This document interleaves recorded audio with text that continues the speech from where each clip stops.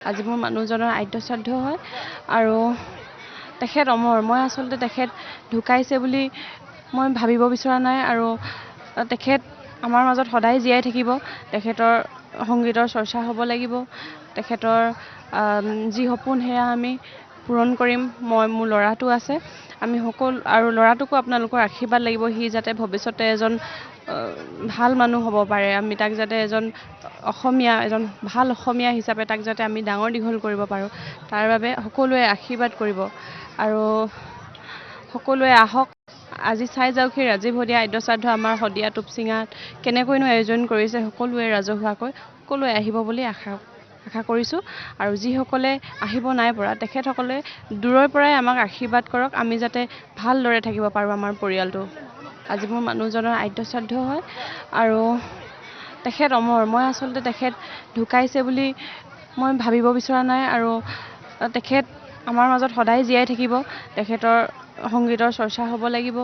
তেখেতৰ যি সপোন সেয়া আমি পূৰণ কৰিম। মোৰ ল'ৰাটো আছে, আমি সকলো আৰু ল'ৰাটোকো আপোনালোকৰ আশীৰ্বাদ লাগিব। সি যাতে ভৱিষ্যতে এজন ভাল মানুহ হ'ব পাৰে। আমি তাক যাতে এজন ভাল অসমীয়া হিচাপে তাক যাতে আমি ডাঙৰ দীঘল কৰিব পাৰোঁ, তাৰ বাবে সকলোৱে আশীৰ্বাদ কৰিব আৰু সকলোৱে আহক। আজি চাই যাওকহি ৰাজীৱ হদিয়া আদ্য শ্ৰাদ্ধ আমাৰ শদিয়া টুপচিঙাত কেনেকৈনো আয়োজন কৰিছে সকলোৱে ৰাজহুৱাকৈ। সকলোৱে আহিব বুলি আশা কৰিছোঁ আৰু যিসকলে আহিব নাই পৰা তেখেতসকলে দূৰৰ পৰাই আমাক আশীৰ্বাদ কৰক, আমি যাতে ভালদৰে থাকিব পাৰোঁ আমাৰ পৰিয়ালটো। আজি মোৰ মানুহজনৰ আদ্য শ্ৰাদ্ধ হয় আৰু তেখেত অমৰ। মই আচলতে তেখেত ঢুকাইছে বুলি মই ভাবিব বিচৰা নাই আৰু তেখেত আমাৰ মাজত সদায় জীয়াই থাকিব। তেখেতৰ সংগীতৰ চৰ্চা হ'ব লাগিব। তেখেতৰ যি সপোন সেয়া আমি পূৰণ কৰিম।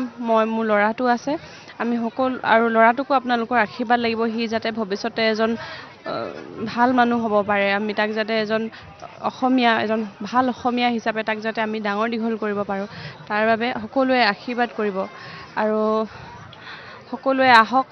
আজি চাই যাওকহি ৰাজীৱ হদিয়া আদ্য শ্ৰাদ্ধ আমাৰ শদিয়া টুপচিঙাত কেনেকৈনো আয়োজন কৰিছে সকলোৱে ৰাজহুৱাকৈ। সকলোৱে আহিব বুলি আশা কৰিছোঁ আৰু যিসকলে আহিব নাই পৰা তেখেতসকলে দূৰৰ পৰাই আমাক আশীৰ্বাদ কৰক, আমি যাতে ভালদৰে থাকিব পাৰোঁ আমাৰ পৰিয়ালটো।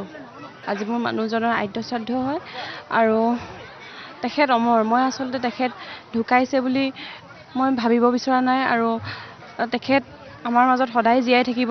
তেখেতৰ সংগীতৰ চৰ্চা হ'ব লাগিব। তেখেতৰ যি সপোন সেয়া আমি পূৰণ কৰিম। মোৰ ল'ৰাটো আছে, আমি সকলো আৰু ল'ৰাটোকো আপোনালোকৰ আশীৰ্বাদ লাগিব। সি যাতে ভৱিষ্যতে এজন ভাল মানুহ হ'ব পাৰে। আমি তাক যাতে এজন ভাল অসমীয়া হিচাপে তাক যাতে আমি ডাঙৰ দীঘল কৰিব পাৰোঁ, তাৰ বাবে সকলোৱে আশীৰ্বাদ কৰিব আৰু সকলোৱে আহক।